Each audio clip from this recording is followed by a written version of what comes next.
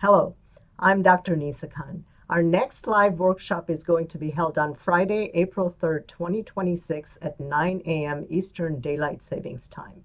We're going to further discuss what real mathematics and real physics are all about and how modern math and physics are just abstract and truncated versions of them, albeit done unreasonably.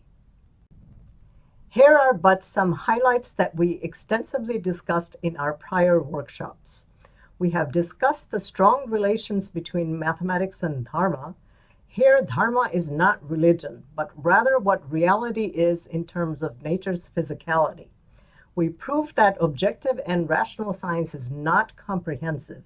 We proved that whole numbers do not exist in reality. We proved that objective science cannot be conducted without adding bias. We justifiably criticized that Newton did not prove the law of gravitation and Einstein did not prove E equals mc squared. We established that the electric power I squared R equation has never been justifiably proven before it became the holy grail equation for electricity and magnetism in the European books. We justifiably criticized that the double helix DNA model is not only wrong, but also useless. We'll be delving into even more crucial topics around real mathematics and real physics. In that light, in the upcoming workshop, we will charge on the following. Where did the rules of arithmetic come from?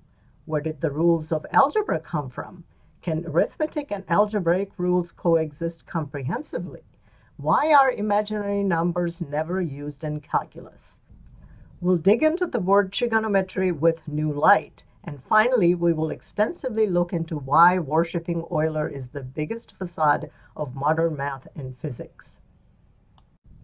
Wikipedia, referencing European records, including the Encyclopedia Britannica, carefully now state that Euler introduced this equation and that notation. It is all but clear that Euler's equation or Euler's identity has nothing to do with Euler's own work, and he never justifiably proved these.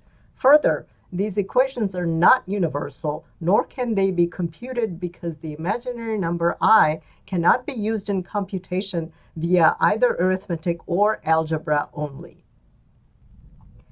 Intrigued? Then join us on April 3rd live and challenge me if you would like to. Please sign up by going to my Thinkific website. Thank you. Namaskar.